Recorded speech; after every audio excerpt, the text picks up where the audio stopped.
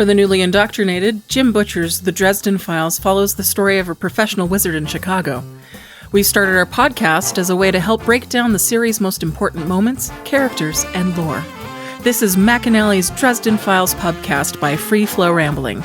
Conjure at it by your own risk. Welcome to the McAnally's Pubcast, brought to you by Free Flow Rambling. This is episode number 11, Elevator Woosh Smash Ding! My name is Tansenn, and I'm joined by Maggie. Hello. And Jess. Bonjour. Today we have a guest. Welcome, Andreas. Tell us a little bit about yourself. Hey, thanks for having me. Just a friend of Jess, and I think I've been reading this series since before we met, and I think that's how we kind of met, was we just started rambling about the books. So I'm just kind of a fan of sci-fi and fantasy in general. More leaning towards sci-fi, but anything that's interesting catches my attention. So right on. Cool. Okay.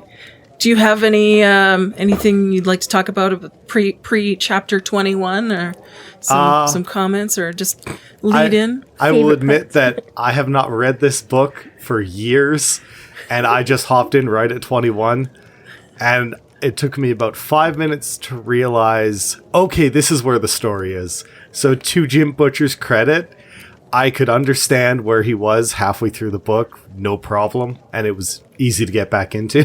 Nice. And I just listened to them like last night. I listen to most of my books on Audible. Yeah, I'm just a slow Shout out reader. Audible. Yeah. Sponsorship. Please sponsor here. Love Audible. Cool. All right, so no major things that you... We love Audible. We talk about Audible all the time. Mainly just that his writing is good enough and easy enough to follow. Yeah. And understand that skipping 20 chapters wasn't an issue once after a minute or two. Yes. So. At least if you're somewhat familiar, I wouldn't suggest your first read to start at 21, just saying, folks. Yeah. But yeah. I mean, I'm familiar enough with him Yes. now that it was easy enough to jump back in. So. Yeah. Well, I will say, too, that Jim Butcher's files... Yeah, that's how that's called. You've seen his files?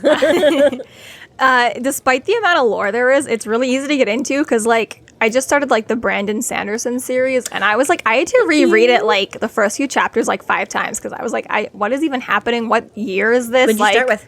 None of your business.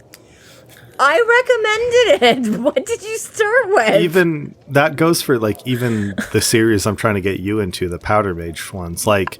I went back to that book, and I normally listen to it when I'm going to bed, but, I get lost, and I'm how far in? When are events happening?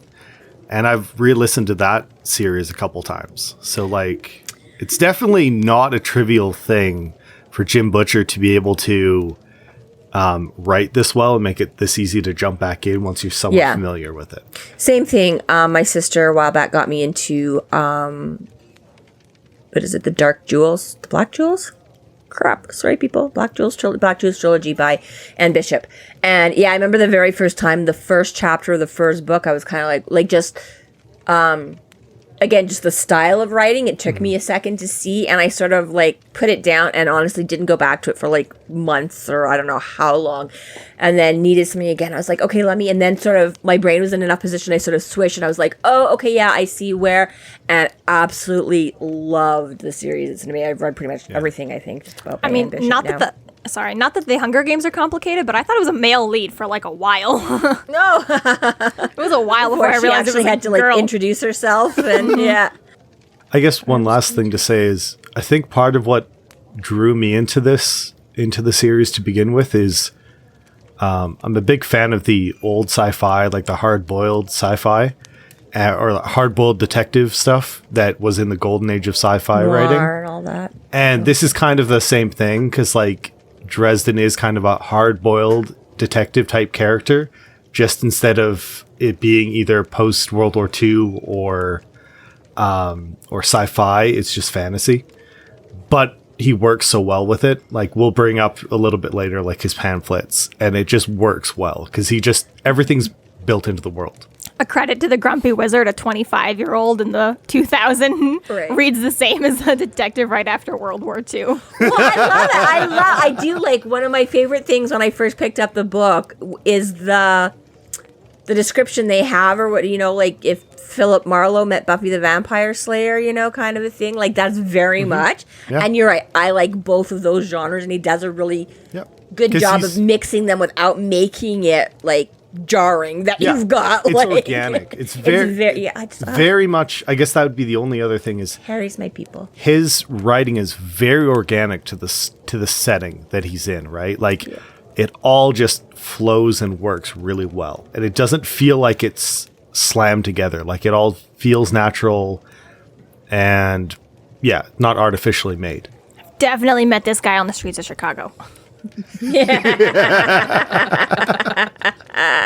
Right? All right. Chapter 21. Monica Sells tells Dresden all about how Victor Sells fell into dark magic and why. Harry leaves and tries to contact Murphy. He learns from Carmichael that she is serving a warrant at his office. Harry calls his office and gets her, but the line cuts off as she opens the drawer with the scorpion talisman in it. Harry manages to force his way into this house. He convinces Monica to talk to him, and she reassures the children to, things are fine. Go away. Go hide in your room in case things get bad. We'll lock the door. And she does agree to talk to Dresden, although she is incredibly nervous and upset. And Harry goes into it a little bit like, I feel really bad for making her do this, but at the same time, like, I'm gonna die. Like, speak the hell up. Like, I think, like, it's the exact wording is something like, I gave her as long as I could, which wasn't much. Pretty much. He even has the line of he felt like giving her a hug, but it would be like more painful. Like just after everything she's gone through, he didn't want to get close to her kind of thing. Well, because they've just done their soul gaze, so he has seen to the core and essence of Monica. Yeah, and that's part of why she finally breaks and gives in, because she probably sees a bit of Dresden and knows that, okay, he's not the wackadoodle monster that hubby is. But because he's now seen this innermost part, he's like, she starts getting upset, I want to comfort and hug her, but I know that would have been like completely anathema to her. That would have been the worst thing I could have done, So he's like, I have. So his instinct is he's to seen that physically comfort. Yeah, he's seen through the soul gaze that she's not evil, that she's not a bad person. But what she's seen in him, God knows, because we never know, right? We never see it from someone else's perspective. Yeah. Harry can only ever assume. But we have to. So back to Harry and his wild guesses. He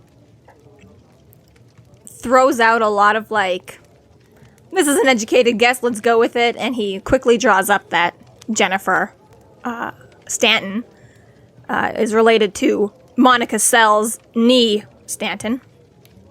And quickly ties together that they not only were siblings and knew each other, but it was part of the draw to Victor to Jennifer was her line of work, working in the industry that she was working in when Victor decides that, for one, anger and high emotions help power his spells.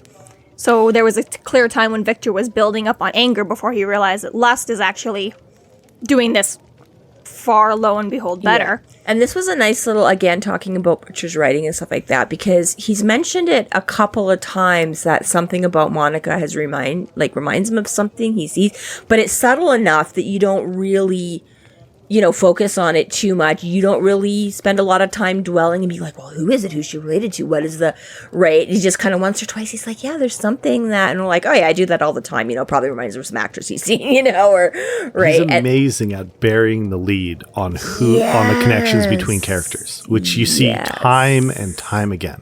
Yes. Even like, as the series goes on, not to spoil anything, but it's books later that you realize how important one little line is or one scene. And in a good way too, not burying the lead as in wow.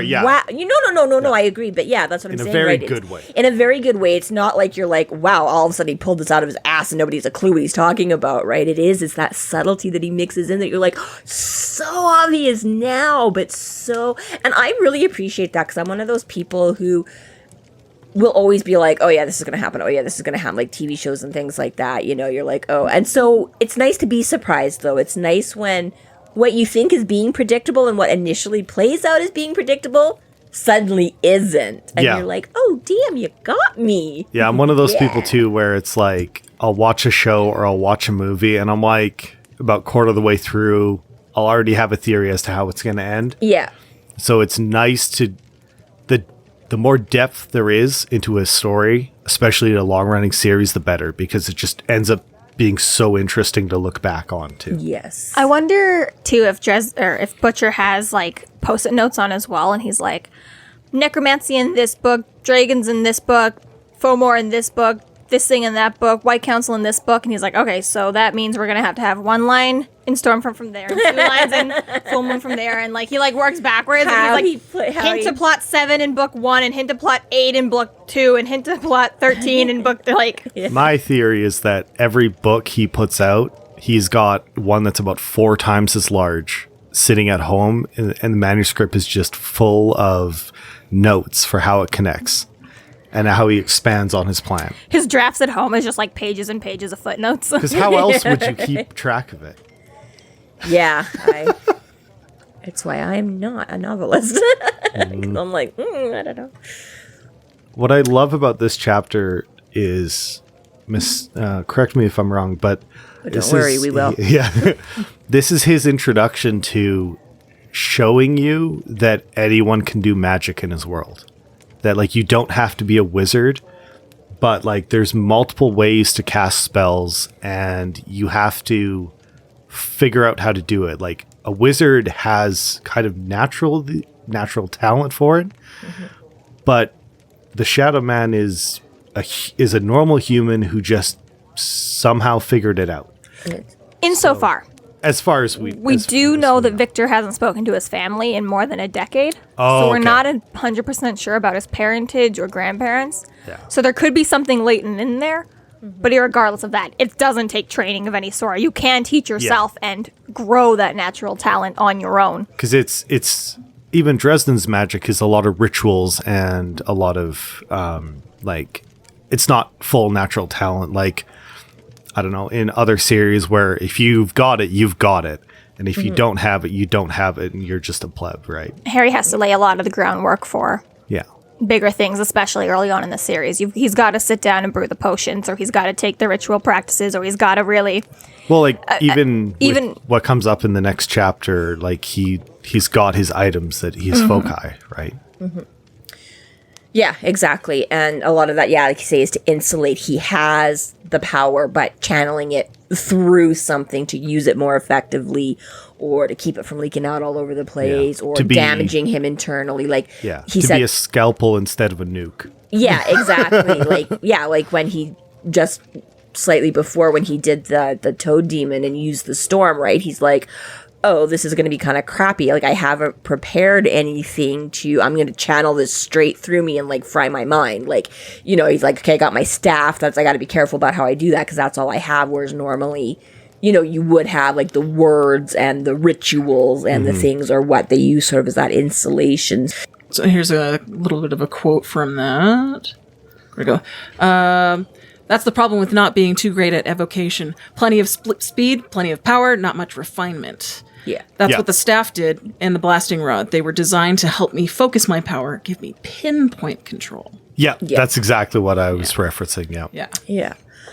So he's got all the raw power. It's making sure he doesn't kill himself or anyone around him. Yeah. While he uses it. And this, so going back to varying degrees of effect. Success.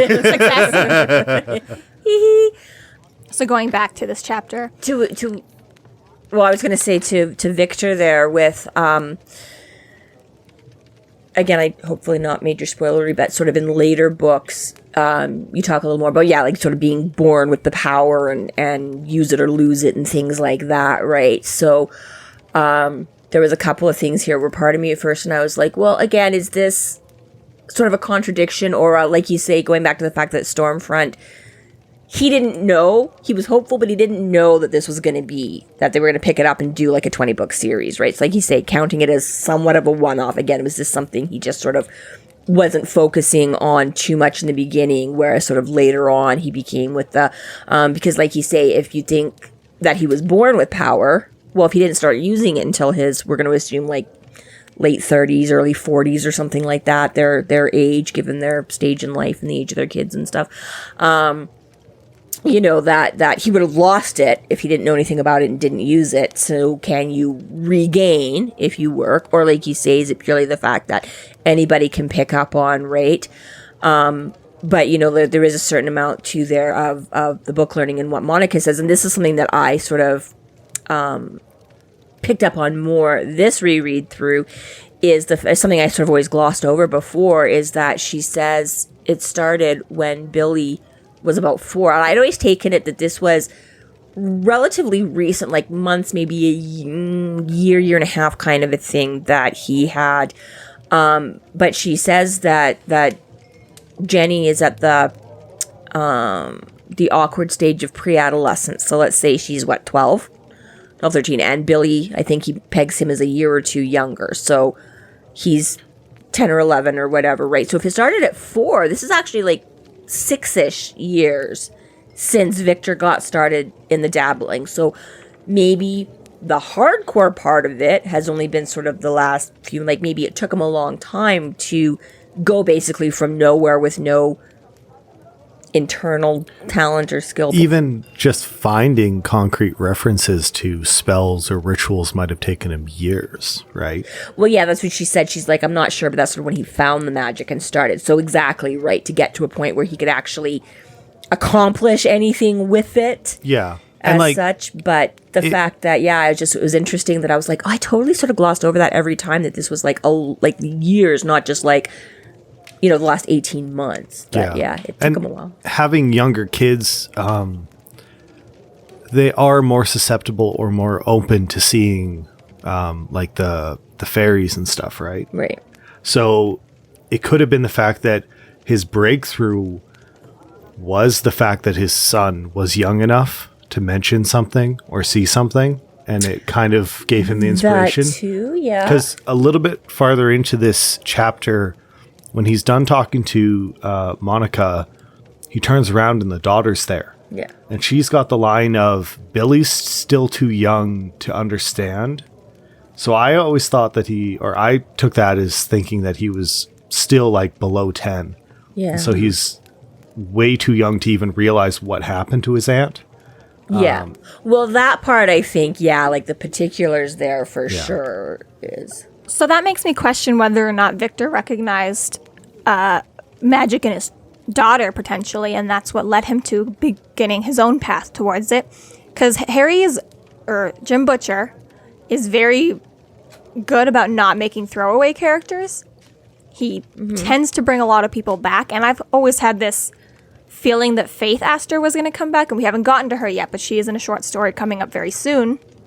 And I always expected Faith Astor to come back, but if potentially Jenny Sells is the one who comes back, because thinking about where we are with all the books right now, roughly a decade has passed from the first book to Battleground, the 17th book. So she would be early 20s. Yeah, she'd be like just in the beginnings of adulthood now. And after what just happened, you could easily see a lot of people showing up who you didn't think you'd ever see again in the series. Which is a big part about the lead up to Battleground. No spoilers, but we got a ton of short stories in the lead up to Battleground, which did not come to fruition in Battleground, which makes me question the book that comes after Battleground to now see how that all plays out.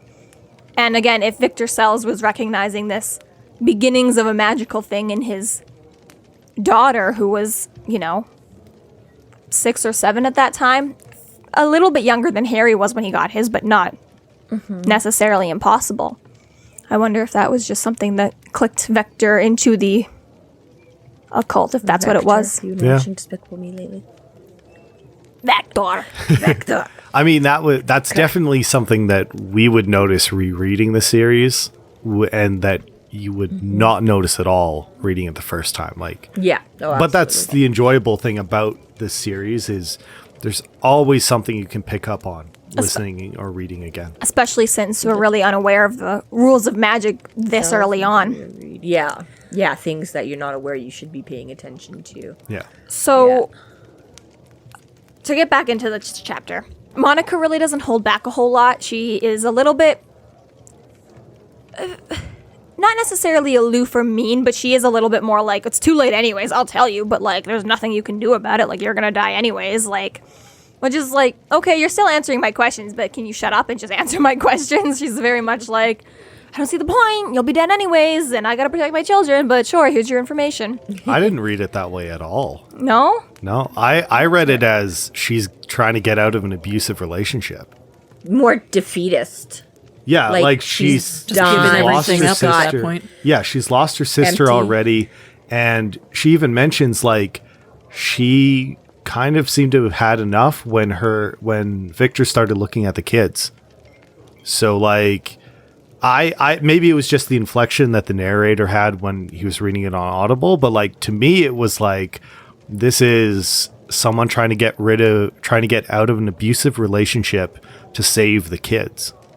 That only proves my theory. Perhaps, what are you going to use the kids for? Your lust orgies at the beginning? Doubtful. I mean, you've already Human proven sacrifice. that you're potentially, but he's already figured out that his anger and or lust was the two biggest emotions for his spells. Yeah, but I'm gonna- what's more powerful than that? Sacrificing your own kids. A magical daughter who can help you Well, I guess, yeah, I didn't fuel a spell. read so much either that because I was not thinking about his kids having talent. I never went down that road. Neither did I. I And never went down that. I never really went down the human sacrifice road. So obviously, the instinct as a normal, healthy human being and a mother, I really want to shy away that he was looking at the orgies for. But what I can focus on more is children are very emotional. Like they have high REM. So even if it wasn't specifically that he was looking, to use their anger or their lust, that children feel everything, right? Like we look back now and we're like, oh, the drama. Oh my God, I fed you peas for dinner. How do you like being an adult and having to pay rent and work a job and pay for it, right? You're like, oh my God, I wish peas was all I had to work, right? It's kind of the Monsters Inc. principle of like fear and laughter are very powerful energy sources. Yeah, and then right? fear in kids, right? He could ramp that up and then just. We talk kids about love and laughter, Yeah. right? Like, Has he connected like poltergeists and stuff to kids? Because I know outside of the book series, that's kind of one of those theories of like why places seem to like have poltergeists happen. It's when their kids hit a certain age, and then like it's just kind of one of those theories that as to why feeds off of like that type of energy and. I will say the answer is yes, but it comes up in 2 later short stories. Yeah. So like You get that that could in- be it too. Is just AAA Wizardry and Zoo Days. yeah. So like it could just be that because their emotions are very powerful. As a child, like you don't really put limits on your emotions. Your reactions are your reactions. Mm-hmm. Right, unfiltered and raw. Yes, thank you. Yeah, they're very raw. So fear, happiness, pain can be amplified when a child happens. Like, I don't think he had any intention as to what he might have done with them. But I think my interpretation of it was once he started looking at the children, the mother's instinct kicked in, and she's like, "No, I got to get out of this." So that might be why she's willing to talk to Dresden. Also, he's in her house, so like she's not going to get away if she doesn't. He's afraid of another wizard that's going to do something. So. Well, yeah, that's what the daughter says. Like she's like, "I hope you're one of the good ones." I agree with all of that, but I think it's still important to point out that Monica Sells was like willing. She wanted a buffer between her and her husband, super fair, and she chose Dresden to be the one to do it. She still thinks that like eventually she's going to be the next target, but she wants to put as many people between her and him. And not to say that it wasn't out of love for her children and anything and out of a desperation and a fear and defeated, but it was still very much like, hey, what's big and shiny that's going to distract him long enough for me to maybe get my kids out of this? Right, yeah, she does lie to him, right, in the beginning. And even now, I mean, she's not lying anymore, but she does very much say, like, it's too late for you. Like, I have to protect my kids, but I'm hoping that I've got at least one more night and it's going to be you. Like, it's very strange. Like, is she just hoping to, like, wait out the storm season. Like, she doesn't know very much. She doesn't know if she can pack up her kids and leave town, or if she even have the funds to do that. But it's very much like, I mean, how many wizards are you going to go through in the phone book before you run out? Like, you're done after one. I did have a little bit of that too, exactly where I'm like, okay, but you went to him in the first place with the hopes that he might be able to do something to help. Fine. You didn't want to give him all the facts. You didn't want to say, hey, my husband's gone psycho crazy sorcerer and is about to start has started killing people, right? Because she doesn't want to put... She doesn't want it to be able to trace back to her too easily. She's trying to put some distance between, so hopefully Victor doesn't immediately... come after her, right? So that's fair. She kind of hems and haws and hints and hoping Harry will get it himself. But I'm like, but you did go to him. You did put him on the trail, hoping that something could be done. Now he's figured it out, and he's like, okay, I get it. She's going down. Give me all the details. And you're right. That was something where I'm like, I get that you're scared and you're frustrated and you're at your rope's end and you're like, sort of completely like hollowed out. But damn, he's here helping right now. There's the remotest chance. Give him everything he could possibly, right? She's not sure where to go. She says, ask me questions and all, right? But exactly, give him everything that he's possibly, what else do I need to know? What can, and you're right, that's where that little bit, and where she's like, it's too late. I'm like, yeah, what do you have to lose? Yeah. And this is still your only choice. There's also a point where, she's very forthcoming with the questions, or with the answers to his questions, but we still, this could be just, to show Harry's a smart guy and he's quick on his game, but there's even a point where, Harry is still, making connections and guesses himself, and he's like, oh, so Jenny was your sister, and you guys had Linda because she was brought in by Jenny to do these orgies, and Jennifer knew Tommy Tom, and that's how it's connected to Marcone, and it's like, Monica could just tell you all of this, but she's not. It's like Harry's still doing the ones putting it all together in his head. And it's like, why don't you just say how, again, she's answering the questions he asks. And Harry's very smart and maybe doesn't need to ask them. But I feel like there was just so much that she just doesn't give that she could have. A counterpoint to that is, doesn't she mention that in the beginning, when she's being used in the rituals, she kind of just zones out? So does she actually know all the connections to Marcone? Or is that stuff that's on the periphery, but she doesn't quite understand? Yeah, she does, because she's the one that says why, Victor found out about the Becketts and brought them in because they were pissed at Marcone for getting their daughter killed. Okay. So she does know what the connection. Okay. I don't know. Maybe this is just a case, and this is where I forget sometimes, that apparently not everyone in the world is like our family, and talking is not like a competitive sport for everyone. So... which you may have learned over these podcasts. Me, I would be like, sure, you ask me a question, I'm going to give you 3-hour commentary details that you are like, and I don't know, maybe that's just a normal thing for other people in the world to not be like that. Maybe Monica just doesn't. I can easily find this. There's also the point that, right after he leaves, I guess I should wait till the next chapter to bring this up, but he's in Victor's house. It doesn't search it for anything. Exactly. Which becomes important in 5 minutes when you go to the next chapter and he's talking about conduits and stuff, right? He's in a house full of his materials. He does say that there's a passage in there that says that he's a paranoid enough wizard. So if he's already using things to attack people with, that he's likely not left anything around. Yes, that's true. So that's why he's like, no, I gotta go find this person. Yeah. The storm's right overhead, and if I don't get out of here now, he's under I'm a time dead. pressure. This is Jessica's Donnie Weiss all over again. Didn't interrogate that guy. He's just free and clear. Don't bother searching his house. We'll just assume that there's nothing there. Yeah. It's very much, the police system and Dresden system. Let's bring this back around. Cow clocks. So Harry very quickly, he gets what information he can from Monica, which to varying agreements of how important or useful it was.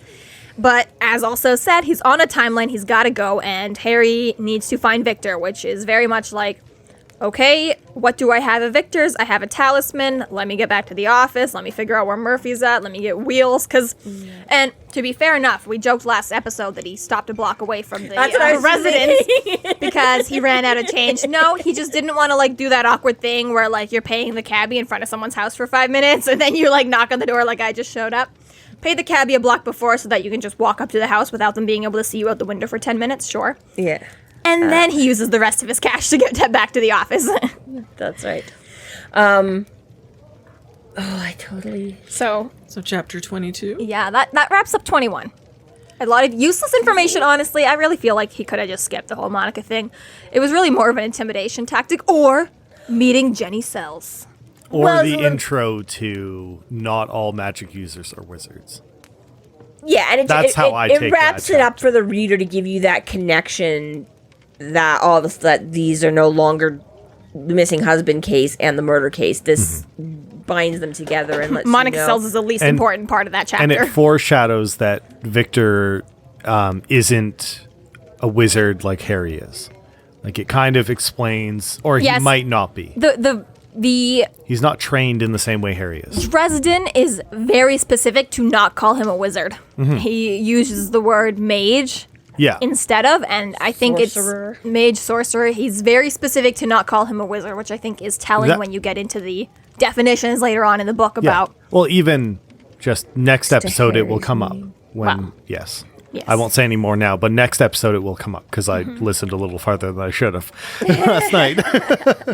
Harry runs back to his office. Yes. He gets there real quick. He knows Murphy's here. He's gotten the okay from Carmichael that this is where Murphy is. He needs the talisman. He needs Murphy. And, oh boy, Murphy might not be okay right now because he's left the talisman there. Well, this is when Murphy's... Talisman? Jaffe?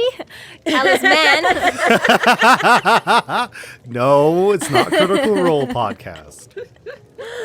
I'm really trying to make it one, though. Next, we'll get there. Yeah, when he finds out, because he goes to call Murphy at the office, has terrible connection. Carmichael thinks he's one of the other cops and says, oh, she's gone to Dresden's office, and he's like, oh shit, that's terrible bedside manner. Cop. I know, but again, it's one of those things. Loose lips sink ships, right? That's for sure. You gotta wonder, and I'm thinking about it listening it today, right? I'm like, oh, Harry, because he's like, oh, is this Anderson? And I'm like, was that intentional? Like, Harry Dresden on a broken phone. This Harry Anderson comes, right? But I was like, yeah, exactly. I'm like, you're saying it's a crappy line, and you're really not sure who it is, so you're just gonna be like, oh, she's gone to serve the warrant on Dresden. Meanwhile, it's Dresden who's like, well, I'm not gonna go to my office and get a warrant served. I mean, hello. But anyways, he does. Funny how the wizard's curse doesn't show up when he calls his own office.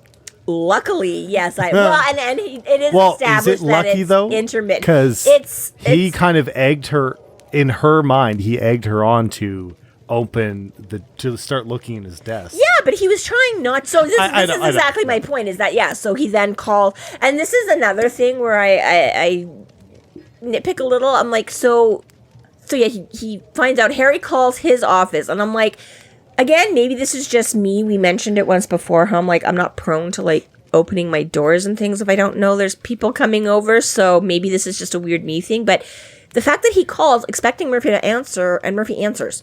I'm like, it's not your office. Why would you? So I'm like, okay, maybe, again, back in the day, if somebody needed to get a hold of her, right? But I'm like, this is 2000s. So even if it was written slightly before then, accounting, I'm like, cell phones were not as common a household object as today, where everybody ages 10 to 12 and up for sure has one. But you would have thought that a cop on the force, the year 2000, she probably carried a cell phone. Or a pager. Maybe the pager, but you would think if someone's trying to get why would you answer Harry's phone? I would say, though, that and I complain a lot about how, like, business is conducted in this town because nobody cares about anything. But I will say, like, even watching TV from 2000 to 2020, like, if anytime the cops are searching someone's apartment and the phone rings, they're like, that's a clue. And they all answer the phone, like, every single time. That's what I was going to bring up, is she's suspicious of him already. And I'm sure she's like... if the phone rings while she's searching it, maybe she's getting a clue to where to go find Harry. I totally expect her to pick it up just to see if it's going to help her. I guess. Totally, like, it's like, maybe. Hey, Harry, can we actually meet at the Burger King on 7th instead of 4th? Thanks, bye. Do you remember if she spoke first or if Harry spoke first? She answers Harry Dresden's office. Yeah. And he's like, Murph! So for all the random... She's pretending to be a secretary. Yeah, exactly. Yeah, right? no, she's doing her job, and she's super suspicious of him at the moment. So it makes total sense that she's going to pick it up on the off chance that whoever's on the other line spills something that's useful to her. And I think it's also fair to say that they do have a bit of a personal connection. I mean, like 24 hours ago, she was tucking him into bed and kissing his forehead. Yeah. It's not like she's at some random guy's office. She's pissed as hell at Harry. Yeah. Mhm. And I think that's a little bit more like where the audacity comes from. Like, I'm going to pick up your phone, motherfucker. I Like, guess, maybe. sue me Yeah. for bad cop practices. I dare you. Like, And she's willing to go the extra mile to get the job done, right? And she knows. I guess what he deals that's with. a little Yeah. bit fair. I tend to think about it. I was like, well, I why would just she? I'm found like, it I know Harry hilarious. needs to get a hold of her, but I guess, yeah. That I gave you cab money to go kill a bunch of people in Chicago. I'm picking up your motherfucking phone. Yeah.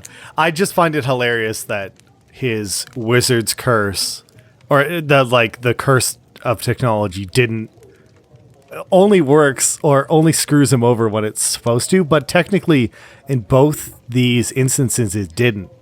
Because if he had a good connection, he never would have found out where Murphy was. So he would have been too late probably to save her. Mm-hmm. So having a bad connection actually did help him. Yeah. I mean, it's meta. It's very meta. It's using a tool to get the story going, which It is is, great. yeah, But and it's still there's a funny to certain think amount of- about. He Yeah. was calling Murphy because he needed a ride. Really, he was like, "Hey, lady, like, get me out to the lake house, right? I'm gonna make a quick stop at my office." So then he was like, "Okay, Murphy's already at the office." Like, well, yeah, whether he was calling. whether you want her to be searching your office or not, it's like, okay, well, Yeah. Well, and he doesn't want to lose the talisman because he doesn't know that it's going to turn into a giant. He suspects that Yeah. it's alive because he said give that. some heebie-jeebies. His But number one motive is to use it against Victor. Yeah. To reverse his spell, essentially, back at him. Yeah. Because then technically he doesn't break any of the rules. He doesn't kill him. The guy kills himself then. Yeah. all I did was hold up this mirror. Exactly. Yeah, exactly. And that's the thing, right? Because he does, when he finds out she's there, then he starts getting worried that there could be something. Yeah, he knows they've got something of Victor's there. I don't really know what it is and for. And you know what? I kind of thought, like, the whole reason he got, the heebie-jeebies And he mentions was because he's like, I thought so. It's more than just the heebie-jeebies because he mentions that he thought he saw movement. Yeah, that's what I say is that what makes him think of that is because originally, the very first time when Monica first brings it to him, that was because he, like, wasn't sure, but he thought he saw, right? Moving out of the corner of his eye. Yeah. Put all of that aside, Victor Sells is also looking for Harry. He just came and met Harry the night before under the guise of being the Shadow Man, who we now know the identity of. But it's like, okay, well, maybe this guy's going to show up my office now looking for me. Like, it's really like, don't be close to me because I'm in the crosshairs right now. And if you're When going to is he be next not? to me, I want you right next to me, you know? Yeah, Like, I think that's it. I think it's just sort of a very general. He doesn't really know what if and, but it's like it's just not a good idea. You don't know how many targets are on my back right now, so Yeah, come look at my back. Yeah, it's somebody else's. But somebody else's weapon or whatever too, right? You don't. You know, I mean, if He you never wanna wants put to it get in his Murphy- friends hurt. Yeah. So yeah, it's You never totally know with him. magic. That's why he called, is to try and warn her away from it. Yeah. And of course, with her personality being what it is and her being pissed at him and suspicious. And again, this is a little bit one of those tropes where I'm like, hey, forget even answering the phone or whatever. But this is the typical, I don't have time to tell you what's going on. You need to get in your car and drive down and meet me at the. I'm like, you could have just said, there's shit in the drawer that's going to kill you. Like, you know what I mean? I'm like, by the time you've been like, no, Murph, and repeated yourself 10 times of, don't open the drawer, just tell her why the fuck she shouldn't open the drawer. But it's not as good. It's it is and it isn't, you know. I mean, she still could have called, I mean, like, from a she reader's still- perspective, it's she not still as could have interesting. called bullshit and just been like, whatever, and still opened the drawer and got. Yeah. Hey folks, Tansenn here in the editing room. We hit major spoiler land and there was just no way to edit this out in a pretty way. Okay, that's all. Back to the episode.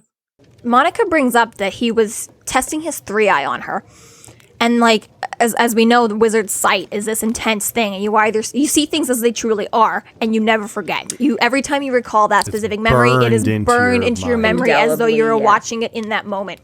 And it is one of those things that when you're watching something pure and good and amazing, that's so good. When you're looking at something that's horrible and twisted, it's enough to drive a person mad. Yeah. So if you're a wizard who is at least trained when to look, when to not look, or what to do when you've looked, and how to categorize and file and deal with it, when you're a regular mortal who's A, not expecting it, and B, has no idea how to handle it, and it's never going to leave your mind, that's intense and scary. And I think the 3-eye part of what makes that drug so addicting is because when you are looking at pure good things, you're like, I need this drug every day. Yeah. But as soon as they turn their head a little bit more, they're seeing this.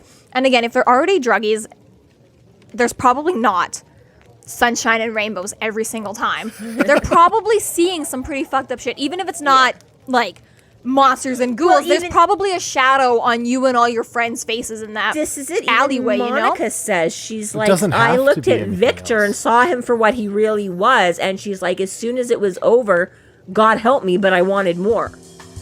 Harry finds Murphy injured and poisoned, and a scorpion that is growing in size.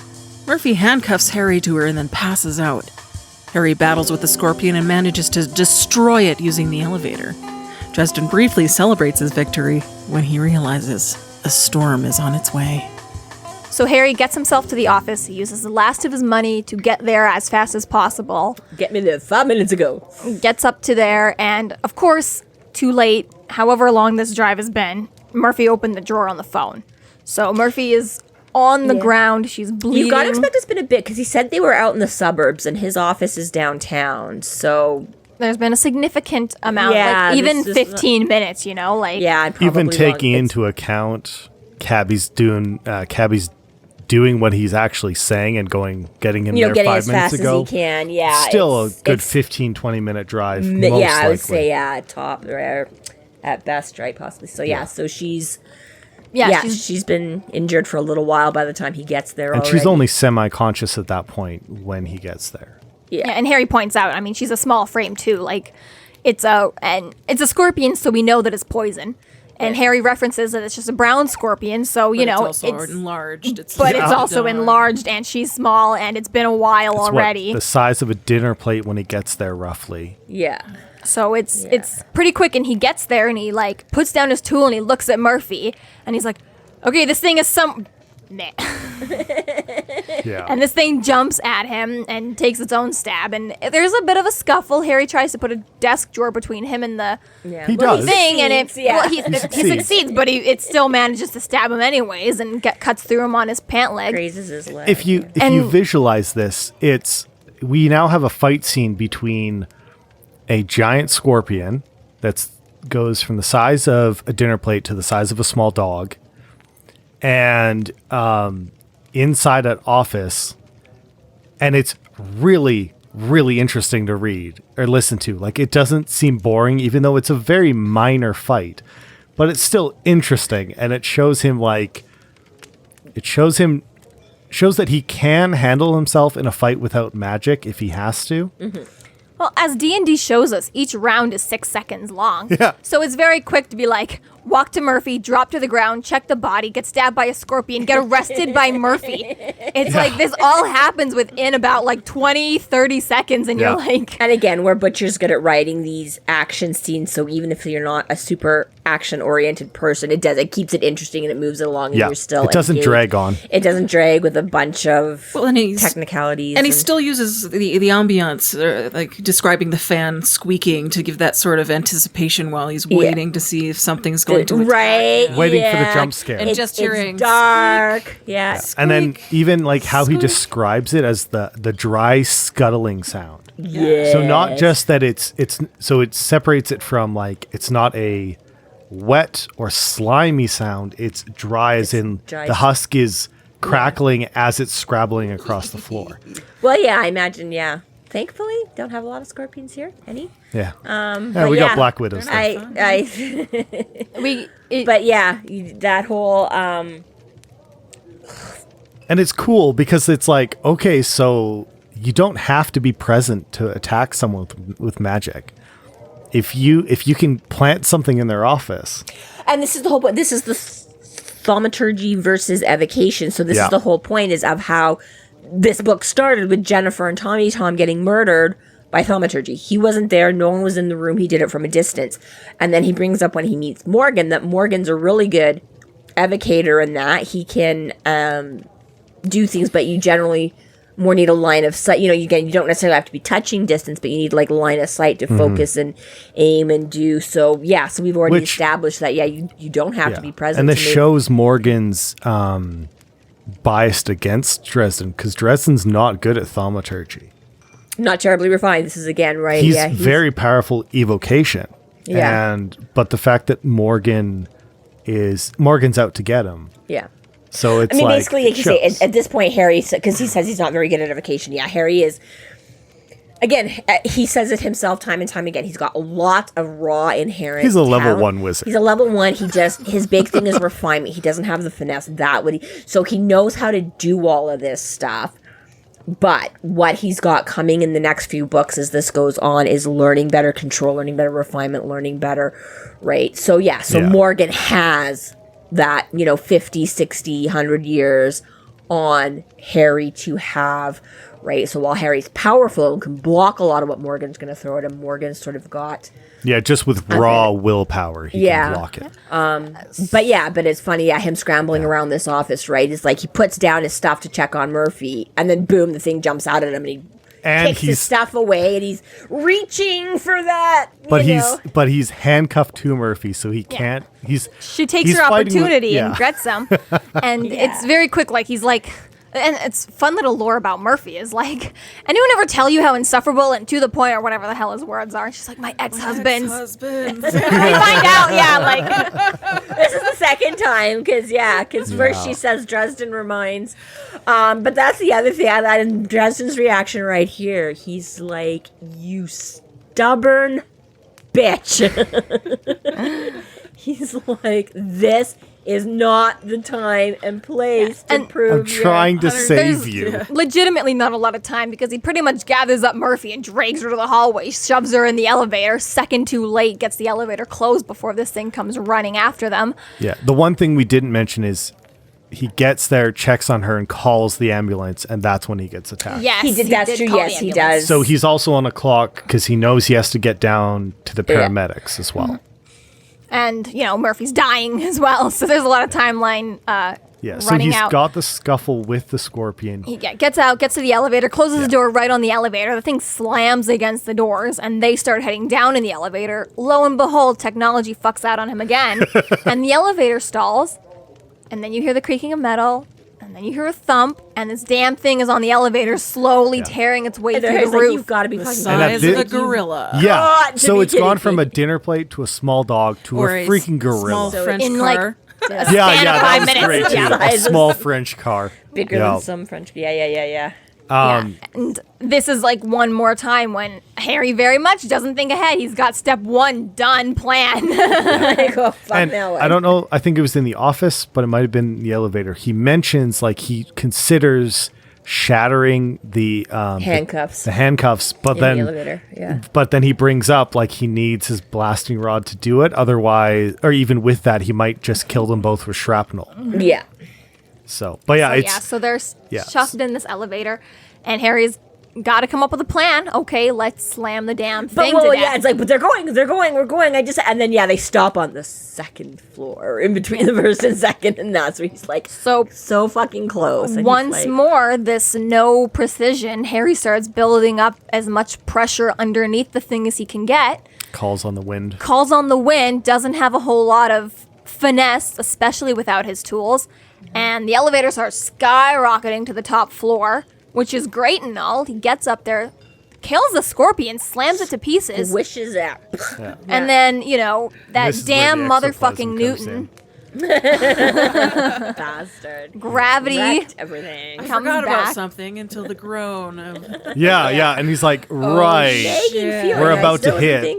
We're about to go the other way. And he mentions like, we're about to be that scorpion as we hit. Well, I really liked that how he again uses the physics and layers the air with the shield air, and makes it purposely flexible because otherwise the shield would kill them as well. He points out that he has to dampen their fall because it doesn't matter if it's a hard shield or the floor of the elevator. Hard elevator, it's still hard.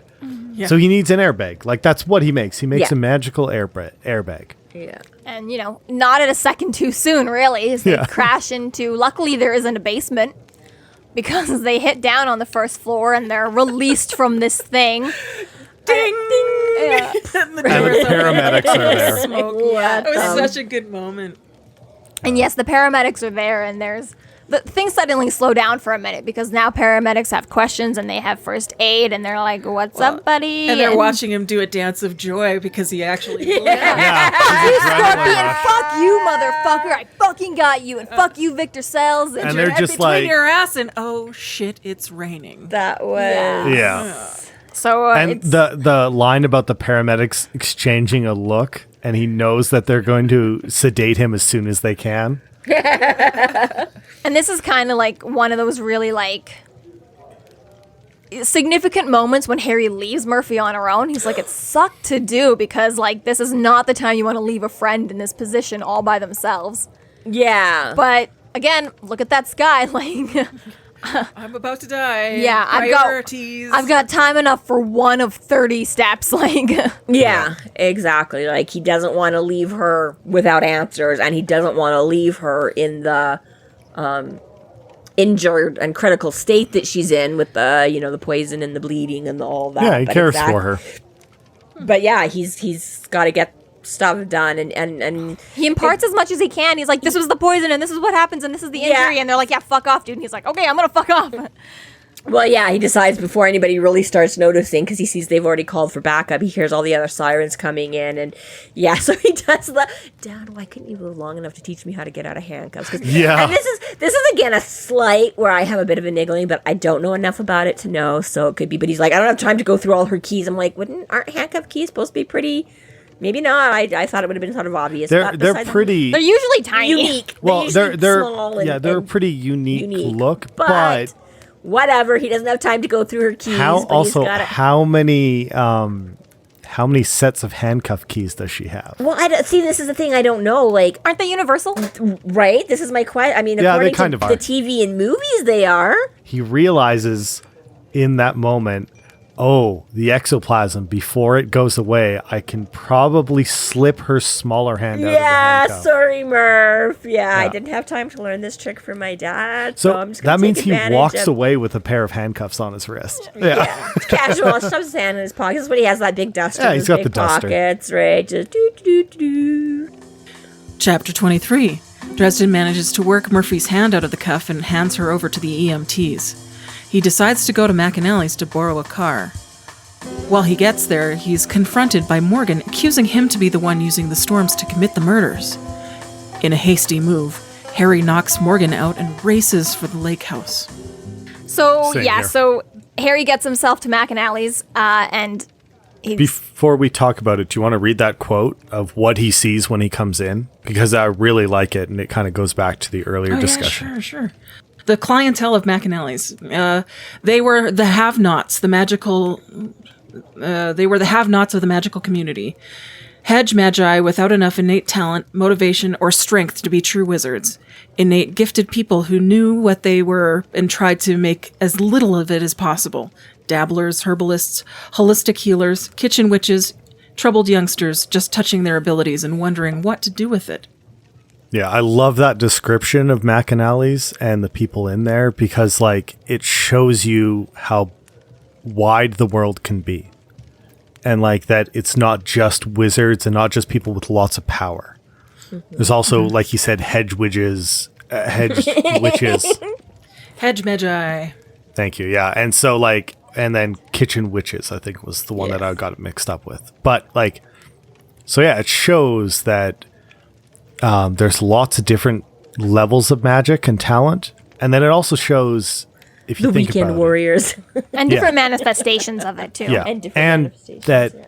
McAnally's, without him pointing it out, is a safe zone, is the bunker, because that's where they're all congregating, right? Yeah, it does say that they're the specifically umbrella, there because Yeah. they know something's happening. That they can feel the energy. That Yeah. there's something wrong, and that the 13 pillars, the 13 tables, Yeah. and the configuration disrupts the energy. So they were there for safety. And like, yeah, exactly. But Dresden knows that it's not going to do anything for him because the storm is going to be directly pinpointed at him. So Yeah. it's, Yes. So it'll go through any threshold. It's just interesting because Well, and it it's shows... a business. It doesn't really have a threshold. Right, yes. But it sets it up as like, that's the meeting point. This is where the magical community feels safe. Yes. And it's like the neighborhood, in quotes, bar. It's the neighborhood. It's the herd instinct. That's that's where they're gathering. They don't really know what's going on. They know they can't really do anything about it, but comfort in numbers. And Harry also points out that this isn't just, I mean, for all the reasons above, but also he recognizes everyone by sight. Like, there's a crowd here that has always been here and always comes here for this sort of a thing. It's not like every time you walk into a Burger King, it's a brand new set of faces. I mean, this has a very specific clientele that is repeat business again and again and again, and they don't get many outsiders. It's all your locals. Exactly. Yeah. So Harry cuts here, and as stated, he's quickly confronted by Morgan following him through the door and accusing him.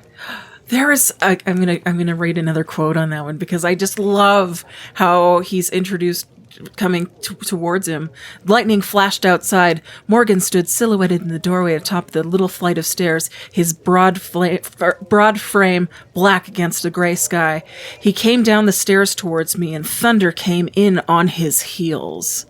My God, he sounds like either a bad guy or Thor. I'm not sure which. Yeah. To add to that, just before that intro, if I'm remembering correctly, Harry asks McAnally for his car keys.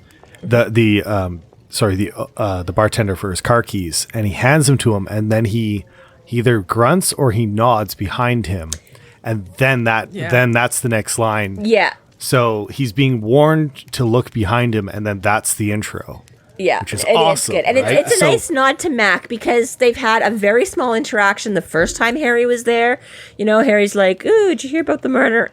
Oh, did you hear about this drug?" Like, right? This is Mac's very like, yeah, but here again, so he says, they know each other, that Harry patronizes the bar a lot and stuff like that, and that Mac is a man of few words. But literally here, he walks and takes a look around at everybody kind of huddling up and knowing that something's going on. Takes that and doesn't talk to anybody else, doesn't do anything, basically just looks and he's like, "Mac, hey, I need your car keys." And he makes a very big point of saying how Mac doesn't look up. He's like, "Mac was polishing the bar, doesn't look up when I come in, doesn't look up when I'm like glancing around at all the other patrons in the bar, doesn't look up, and I'm like, hey, I need your car keys." He's just like, "Yeah, here."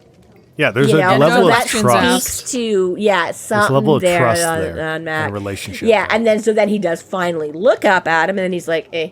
Yeah, he literally just kind of gives a and a nod, and that's he took the gesture for what it was and turned around, and then that's when Morgan's leaving. So that's a double meaning of one, his trust in him, that he doesn't question why he needs his car, doesn't care, but on top of that, he finally stops what he's doing to warn him to turn around. I think that's we've spoken how Murphy is the second reoccurring character we meet, and Marcone is the third, but Mac is the fourth.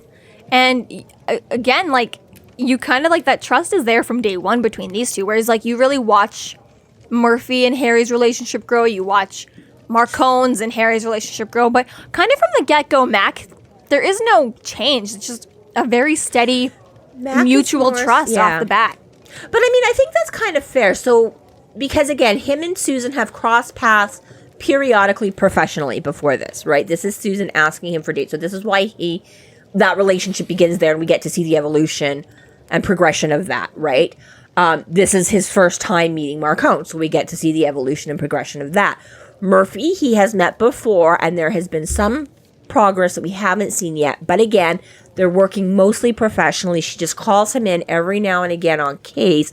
We're sort of seeing the beginning stages of where their friendship is forming as well, right? So kind of like Susan, they've had something of a professional, but slightly more so with Murphy and Dresden than with Susan.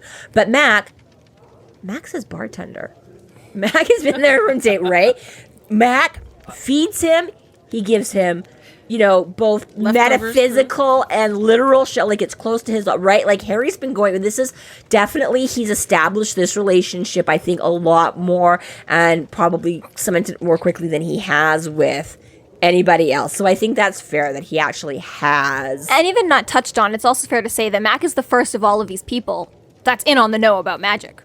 He's Yes. got his magic bar. So I think that's another level of trust. It's like Harry really doesn't have to like Yeah, keep that exactly. apart. McAnally's was well established before Dresden moved to town, and it was one of the first places Dresden found, because again, he's not native Chicagoan, right? So he's come and he's found this place close to his office, and this is where he regularly. And other than, like, the two people that know the most about you tend to be either your hairdresser or your bartender.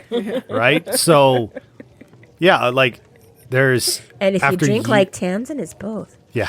And if you're... Sorry, I was going to go with the whole, because women and their hairdresser. And Yes, yeah, that's that true. was sort of Yeah. where I was going. May we all have that relationship with our bartender. But Or yeah, like, bartenders. that's the thing, Bartenders is and like... hairdressers, yeah. If bars ever open up again. We don't see the start of that relationship, but he sets it out so well Yes. in this scene. And I know there's one scene before, but like he's... This is the really well of establishing that without having to go into all the backstory and give a lot of exposition. And that's what Jim Butcher is really good at, is he almost never has to actually sit down and explain it to you. He's able to write most of it. Mix it into the interactions that you And get even it. if you don't have a full picture, chances are in the next like half hour, 20 minutes, or next couple chapters, Yeah. you're going to figure it out. He'll add more to it. I always think of time just because I listen to an audiobook. Yes. So it's more chunks of time that I listen. But yeah, like to his credit, it's really easy to read his books because you don't have to sit through huge explanations as to what's happening. Yeah. Yeah. So Morgan comes in. We haven't seen Morgan for a while. He showed up since the Demon Toad, and then the only time before that was a summoning of Toot Toot. So this is only the third time we've met Morgan, but And still not a charm. no. I mean, all 3 times has been to come and threaten his life with Doom and Damocles, you know? And this time is especially this time funny. I got you for sure. Okay, this time I know. But I mean, this one's a little bit funnier because it's like the first few times it's like, I'm watching you, motherfucker. And the second time it's like, okay, I got you now, like execution date Monday, see you then. And this time it's like, you and me are gonna sit at this bar, I'm gonna babysit the fuck out of you until everyone else shows up. And it's You're like, under arrest. yeah, but it wasn't even that. He's like, you and me are sitting at this bar and waiting till like I figured out it's the storms too. We're not gonna we're gonna sit right here and nobody's moving. Yeah. Till the big dogs get here. And it's really not even like Harry is very quickly like, I don't have the time, motherfucker, and like goes in for a swing. Like he almost bluffs him. He's like turns to sit, and then he it's just like completely bluffs him. He blindsides him. And then so they go to sit, and then Harry's like fucking wailing on him in a second. Like he takes his opportunity, he grabs a chair, he throws it over Morgan. Like the entire bar just watches him assault a cop. Really, And, like, The funny thing about this that I just realized, this is very much you don't bring a knife to a gunfight scene, but in the exact opposite. Yes. So I assume most people are going to get that reference, but it's Indiana Jones. But the idea here... Trust us, we've been there.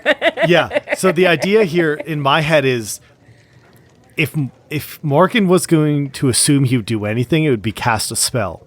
But what does Harry do? He does the exact opposite. He slams him with a heavy wooden chair and just knocks him out. Yeah. Like that's a guarantee knows that is he's- not what he was expecting him to do. Absolutely. And that's, again, where Harry says it himself lots of times. He's like, everybody always expects me to pull out the woo, you know, and a lot of time he doesn't. And I don't want to damn get a if lot a into gun it 'cause ain't there's just a as lot- effective. Yeah, Yeah. because there's a lot of... Sometimes more effective. Yeah, but I like how he knows too that, I mean, because it's already sort of been established out at the lake house before with Toot Toot that he can't. They're pretty evenly matched for like height and that sort of a thing. But Morgan's a little more heavy set, and again, Morgan's got the years of experience and has done more fighting and stuff than Harry. Right? This is the thing. Now he says in the beginning that Morgan looks around 50, and then later on, like he's got a decade of a century of experience or whatever. So I'm kind of not sure if that was just, again, the thing of Harry's like, he looks this age, or whether that was supposed to imply that he actually was, and it sort of got changed. Well, My guess is Morgan he was born in the looked. 1800s. Yeah, but as of book 1, you get the impression that he's like 50 or okay. 60. So it's like But- he's got a few years on Harry, not 100 and few years on Harry. Has Harry explained yet how wizards age? No. Not Okay, yeah. completely or whatever, So- no. But I'm just saying, Yeah. right? So I would take it as he said he looks 50 An active to 50-year-old. introduce him, and get an image of it in your head. Yes. And then later on, when he says he's got like decades more, then it's like, okay, so now it deepens it a bit, going, there's more to this character. Yes. And But point being sort of is just that, again, Morgan has whatever going in his favor that Harry doesn't. Harry knows he can't take him in a fair fight kind of a thing. Well, and it also says that he's got a sword at his side. So you know that there's more muscle than Harry's wiry little whatever, you know. Yeah, he has to take the cheap shot because he's got got no other weapons. opportunity. Yeah. So yeah, exactly right. He's got, and yeah, just that fact that Harry knows that, so he makes it look like he's kind of being defeated and agreeing. He kind of hunches over and puts his hands on the back of the chair like he's giving in, and then cheap shot. Picks it up and twists with it. Yeah. But again, it's very, very quick. It's just like boom, boom, boom. The entire place stops and stares at him. He's like, gotta go, bye, motherfuckers. And like nobody tries to stop him. He just assaulted like someone who like was the only person who moves is Mac. Three most powerful people in this bar are Morgan, Harry, and Mac, and only because we know nothing about Mac.